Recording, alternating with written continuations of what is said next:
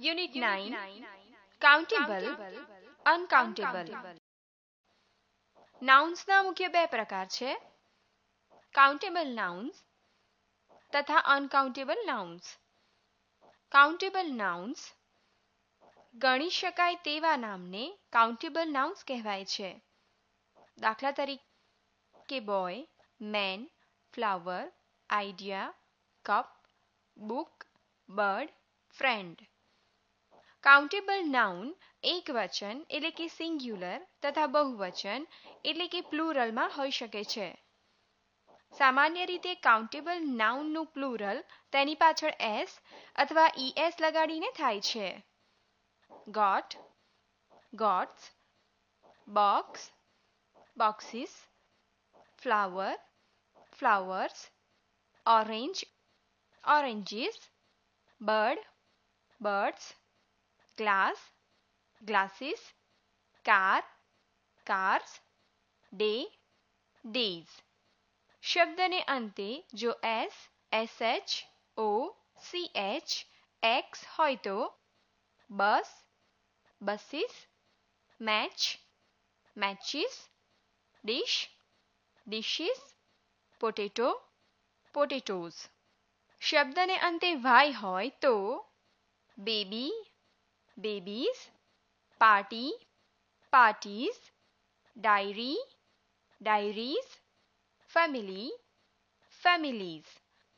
પરંતુ વાયની આગળ સ્વર એ, ઈ, આઈ, ઓ, યુ હોય તો day, days, monkey, monkeys, donkey, donkeys, holiday, holidays. શબ્દને અંતે એફ કે એફઈ હોય તો wife, wives, shelf, shelfs, knife, knives, leaf, leaves. કેટલાક કાઉન્ટેબલ નાઉન્સનું પ્લુરલ એસ કે ઈએસ લગાડવાથી નથી થતું. Man, men, woman, women, child, children, foot, feet, fish, fish, sheep, sheep, mouse, mice, tooth, teeth, person, people કે persons, deer, deer. કેટલીક વસ્તુઓ જે હંમેશા જોડી એટલે કે પેરમાં હોય છે તે બહુવચનમાં જ લખાય છે. એક ચશ્મા હોય તો પણ ગ્લાસીસ કહેવાય. Glasses, jeans, shorts, scissors, a new jeans આ ખોટું છે. A new pair of jeans આ સાચું છે. અનકાઉન્ટેબલ નાઉન્સ ગણી ન શકાય તેવા નામને અનકાઉન્ટેબલ નાઉન કહેવાય છે.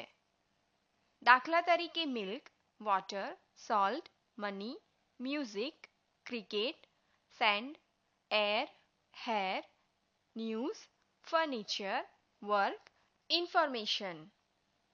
અનકાઉન્ટેબલ નાઉનનું ક્યારેય પ્લુરલ થતું નથી. હેર્સ, ઇન્ફોર્મેશન્સ, ફર્નિચર્સ, વર્ક્સ આ ખોટું છે. અનકાઉન્ટેબલ નાઉનની આગળ ક્યારેય ઇનડેફિનેટ આર્ટિકલ એ કે એન લાગતો નથી. An interesting news, an information, a work, a music આ ખોટું છે. આઈસ્ક્રીમ, ગોલ્ડ, પેપર, મિલ્ક વગેરે નાઉન્સ અનકાઉન્ટેબલ છે. પરંતુ cup of ice cream, a piece of paper, a glass of milk, golden ornaments વગેરે કાઉન્ટેબલ છે. કેક, સોપ, ચોકલેટ, બિસ્કિટ વગેરે nouns countable તથા અનકાઉન્ટેબલ બંને રીતે વપરાય છે. How many, how much. How many તથા હાઉ મચ ઇન્ટ્રોગેટિવ એડજેક્ટિવ્સ એટલે કે પ્રશ્નાર્થ વિશેષણો છે. કાઉન્ટેબલ નાઉનની સંખ્યા જાણવા માટે હાઉ મેનીથી પ્રશ્ન પૂછાય છે, જ્યારે અનકાઉન્ટેબલ નાઉનનું પ્રમાણ જાણવા માટે હાઉ મચથી પ્રશ્ન પૂછાય છે. 1. How many chairs are there in the room. રૂમમાં કેટલી ખુરશીઓ છે? There are 2 chairs in the room. રૂમમાં 2 ખુરશીઓ છે. 2. How many brothers have you? તમારે કેટલા ભાઈ છે? I have one brother. મારે એક ભાઈ છે. 3. How many apples did you ઈટ? તમે કેટલા સફરજન ખાધા હતા? આઈ એટ 3 એપલ્સ. મેં 3 સફરજન ખાધા હતા. 4. How many children came to the function? કાર્યક્રમમાં કેટલા બાળકો આવ્યા હતા? Many children came to the function. ઘણા બધા બાળકો કાર્યક્રમમાં આવ્યા હતા. એન્ડ 5.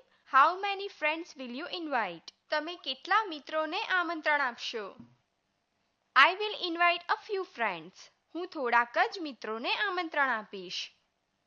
હાઉ મેનીથી પૂછાયેલા પ્રશ્નો જવાબ આપવામાં જો સંખ્યા નિશ્ચિત હોય તો ડેફિનેટ નંબર 1, 6, 10, 100 નો ઉપયોગ થાય છે. જો સંખ્યા નિશ્ચિત ન હોય તો ઇનડેફિનેટ નંબર એટલે કે સમ, મેની, અ ફ્યુ નો ઉપયોગ થાય છે. 6. How much water do you need? તમારે કેટલું પાણી જોઈએ છે? I need a little water. મારે થોડુંક પાણી જોઈએ છે. 7. How much milk is there in the house? ઘરમાં કેટલું દૂધ છે? There is enough milk in the house. ઘરમાં પૂરતું દૂધ છે.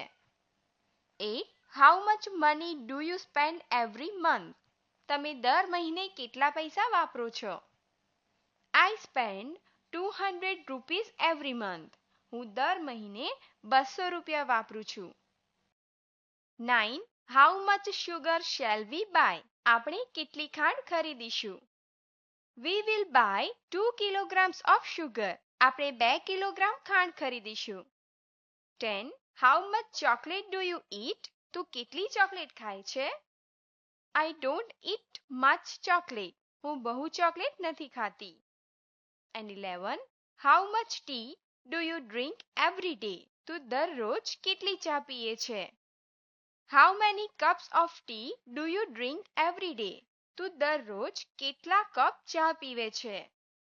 હાઉ મચથી પૂછાયેલા પ્રશ્નમાં માપ નિશ્ચિત હોય તો કિલોગ્રામ, લીટર, રૂપી વગેરે માપ દર્શાવતા યુનિટનો ઉપયોગ થાય છે. જો માપ નિશ્ચિત ન હોય તો ઇનડેફિનેટ નંબર એટલે કે much, a little, a lot of, some નો ઉપયોગ થાય છે. હાઉ મચનો ઉપયોગ વસ્તુની કિંમત જાણવા માટે પણ થાય છે.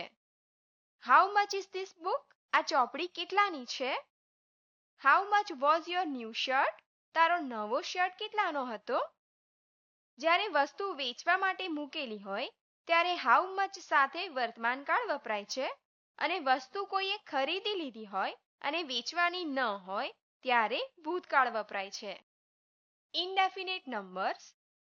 આપણે જોયું કે જ્યારે સંખ્યા કે માપ ચોક્કસ નથી હોતા ત્યારે તે દર્શાવવા ઇનડેફિનેટ નંબર્સનો ઉપયોગ થાય છે. કાઉન્ટેબલ નાઉન તથા અનકાઉન્ટેબલ નાઉન સાથે વપરાતા કેટલાક ઇનડેફિનેટ નંબર્સ જોઈએ. Uncountable. Tones and tones of. Too much. So much that. A good deal of. A large quantity of.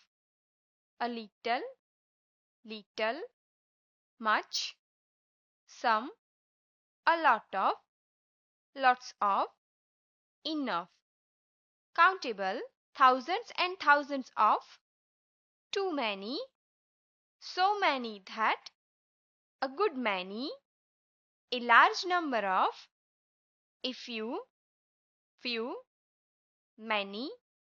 Some. A lot of. Lots of. Enough. 1. We have produced tons and tons of rice this year. આ વર્ષે આપણે પુષ્કળ ચોખા પકવ્યા છે. 2. We have thousands and thousands of volunteers ready to start the work. આપણી પાસે હજારોની સંખ્યામાં સ્વયંસેવકો કામ શરૂ કરવા તૈયાર છે. 3. You work too much. તું વધારે પડતું કામ કરે છે. 4. You ask too many questions. તું વધારે પડતા પ્રશ્ન પૂછે છે. 5. I have so much work that I cannot take rest. મારે એટલું બધું કામ છે કે હું આરામ કરી શકું નહીં. 6. I have so many friends that I cannot invite all of them.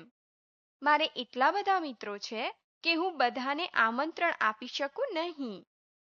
7. We expect a good deal of rain this year. અમે આ વર્ષે સારા પ્રમાણમાં વરસાદની આશા રાખીએ છીએ. 8. There are a good many examples in this book.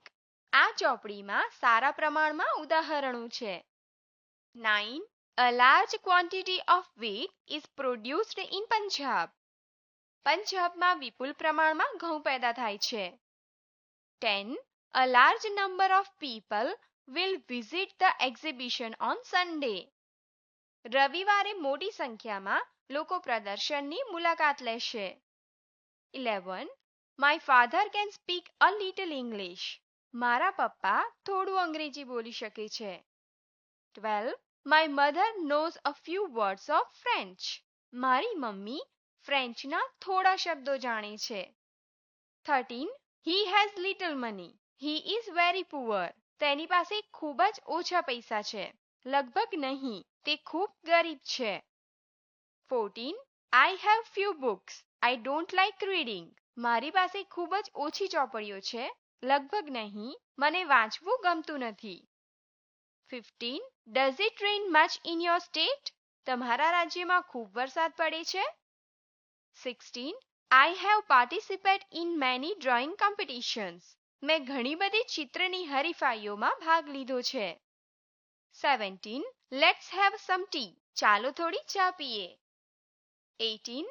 Let's buy some books. ચાલો થોડી ચોપડીઓ ખરીદીએ. 19. He spends a lot of time in front of TV. તે ટીવી આગળ પુષ્કળ સમય વિતાવે છે.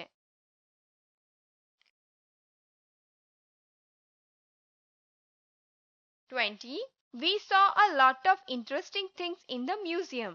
અમે મ્યુઝિયમમાં ઘણી બધી રસપ્રદ વસ્તુઓ જોઈ. 21. Lots of cricket is played in India. ભારતમાં ખૂબ જ ક્રિકેટ રમાય છે. 22. Lots of people are interested in cricket in India. Or in India, lots of people are interested in cricket. ભારતમાં ઘણા બધા લોકો ક્રિકેટમાં રસ ધરાવે છે. 23. There is enough food here. અહીંયા પૂરતું ખાવાનું છે. And 24. There are enough players to play the game. રમત રમવા પૂરતા ખેલાડીઓ છે. Some, enough જેવા શબ્દો કાઉન્ટેબલ તથા અનકાઉન્ટેબલ બંને નાઉન્સ સાથે વપરાય છે. જ્યારે કાઉન્ટેબલ નાઉન હોય ત્યારે ક્રિયાપદ બહુવચન પ્રમાણે રાખવું અને અનકાઉન્ટેબલ નાઉન હોય ત્યારે એકવચન પ્રમાણે રાખવું. There are a lot of books in the library. There is a lot of knowledge in them. A little તથા a few હકારાત્મક અર્થમાં વપરાય છે, એટલે કે થોડુંક છે, જ્યારે little અને few નકારાત્મક અર્થમાં વપરાય છે, એટલે કે લગભગ નથી. I think he can help you. He has a little information about this. I don't think he can help you. He has little information about this. There are a few blank pages in this notebook. It will do. આ ચોપડામાં થોડા પાના કોરા છે, તે ચાલશે. There are few blank pages in this notebook. It won't do. આ ચોપડામાં ભાગ્યે જ કોઈ પાના કોરા છે, તે નહીં ચાલે. much નો ઉપયોગ નકાર તથા પ્રશ્નમાં થાય છે. Do you know much about trees? They don't have much time. I know much about trees. આ ખોટું છે. They have much time. આ પણ ખોટું છે. I know a lot about trees. They have enough time.